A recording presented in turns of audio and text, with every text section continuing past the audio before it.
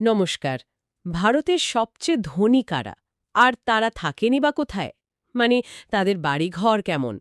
আজ আমরা বিভিন্ন সূত্র থেকে পাওয়া তথ্য নিয়ে ২০২৫ সালের মাঝামাঝি সময়ে ভারতের প্রথম ৫ জন ধনী ব্যক্তি আর তাদের কিছু চোখ ধাঁধানো সম্পত্তির দিকে একটু নজর দেব।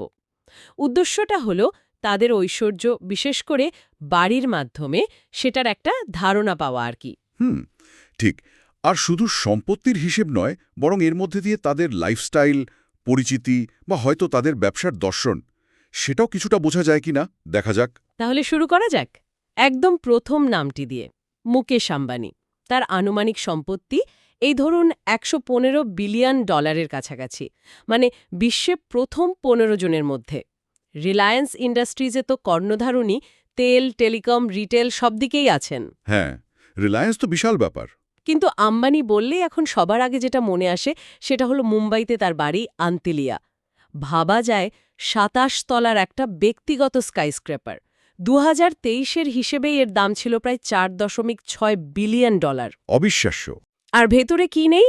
১৬৮টা গাড়ি রাখার ব্যবস্থা আছে, বিরাট বলরুম, প্রাইভেট সিনেমা হল, এমনকি একটা স্নো রুমও আছে শুনলাম, যেখানে কৃত্রিম বরফ দিয়ে ঠান্ডা পরিবেশ তৈরি করা হয়।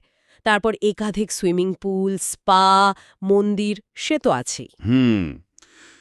আন্তলিয়া তো আসলে শুধু একটা বাড়ি না, এটা একটা একটা স্টেটমেন্ট আর কি। এর ডিজাইন, ভেতরে সুযোগ সুবিধা আর অবশ্যই এর দাম, সবকিছু মিলিয়ে এটা ভারতে ব্যক্তিগত মালিকানার একটা চরম নিদর্শন হয়ে উঠেছে। দৃশ্যমান ঐশ্বর্য যাকে বলে। একদম। আচ্ছা, আম্বানির এই চোখ ধাঁধানো বাড়ির পর দ্বিতীয় স্থানে যিনি আছেন, গৌতম আদানি, তার ব্যাপারটা কিন্তু বেশ অন্যরকম, তাই না? হ্যাঁ, অনেকটাই আলাদা। তার সম্পত্তিও কম নয়, প্রায় ৬৭-৬৮ বিলিয়ন ডলার, বিশ্ব র্যাঙ্কিংয়ে ২৩ নম্বরের আশেপাশে। আদানি গ্রুপের প্রতিষ্ঠাতা, বন্দর, এয়ারপোর্ট, পাওয়ার, ইনফ্রাস্ট্রাকচার, বিশাল তার কর্মকাণ্ড। তার অধীনে প্রচুর ব্যবসায়িক asset, port, power plant, airport. শোনা যায় মুম্বাই বা গুজরাটে তারও খুব দামি বাড়ি আছে ব্যক্তিগত মালিকানায়। কিন্তু অ্যান্টিলিয়ার মতো কোনো একটা নির্দিষ্ট বাড়ির নাম সেভাবে প্রচারের আলোয় আসে না। ঠিক। এখানে একটা মজার জিনিস, আদানির ক্ষেত্রে প্রচারটা কিন্তু তার বিজনেস ইনফ্রাস্ট্রাকচারের উপর অনেক বেশি ফোকাসড। ব্যক্তিগত বাড়ির চেয়ে তার বন্দর বা পাওয়ার প্ল্যান্টগুলোই যেন তার পরিচিতির মূল জায়গা। এটা হয়তো তার ব্যবসার ধরনের সাথেও যুক্ত।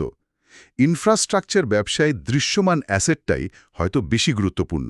ঠিক বলেছেন। এরপর আসা যাক ৩ নম্বরে থাকা শিব নাদারের কথায়।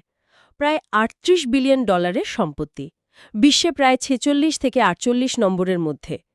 HCL টেকনোলজিসের প্রতিষ্ঠাতা উনি।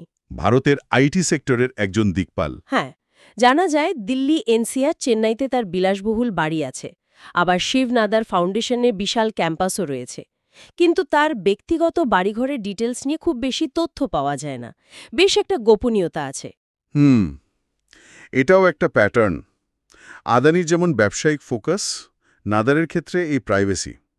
হয়তো টেক জগতের মানুষরা ব্যক্তিগত জীবনকে একটু আড়ালেই রাখতে চান, অথবা এটা তার নিজস্ব দর্শনও হতে পারে। তবে হ্যাঁ, তার ফাউন্ডেশনের ক্যাম্পাসটা কিন্তু আবার অন্য রকম বার্তা দেয়। সেটা তার সামাজিক অবদানের প্রতীক। ঠিক। ৪ নম্বরে আছেন সাবিত্রী জিন্দাল ও তার পরিবার। সম্মিলিত সম্পত্তি প্রায় $৩৭.৮ বিলিয়ন, বিশ্বে ৪৯তম স্থান। উনি ওপি জিন্দাল গ্রুপে চেয়ারপারসন, স্টিল, পাওয়ার, সিমেন্ট এইসব। জিন্দাল গ্রুপও খুব বড় নাম। হরিয়ানা, দিল্লিতে তাদেরও বিরাট বাড়ি, জমিজমা আছে বলে শোনা যায়। কর্পোরেট অফিস কমপ্লেক্সও আছে। কিন্তু জিন্দাল পরিবারও তাদের ব্যক্তিগত জীবন, বাড়িঘর এগুলো মিডিয়ার ফোকাস থেকে দূরেই রাখেন। নাদার পরিবারের মতোই প্রাইভেসিটাই মূল। একই রকম প্রবণতা। আর তালিকার ৫ নম্বরে দিলীপ সাংভি, প্রায় $২৬.৫ বিলিয়ন সম্পত্তি নিয়ে বিশ্বে ৭৭তম। সান ফার্মাসিউটিক্যালসের প্রতিষ্ঠাতা, ভারতের ফার্মাসিউটিক্যাল ইন্ডাস্ট্রির অন্যতম প্রধান মুখ। হ্যাঁ, সানফার্মা তো ঘরে ঘরে পরিচিত নাম। তার ক্ষেত্রেও মুম্বাইতে খুব দামি সি ফেসিং লাক্সারি অ্যাপার্টমেন্ট থাকার কথা শোনা যায়, কিন্তু ওই আন্তেলিয়ার মতো কোনো প্রচার বা ডিটেলস সেভাবে নেই। তিনিও বেশ লো প্রোফাইল।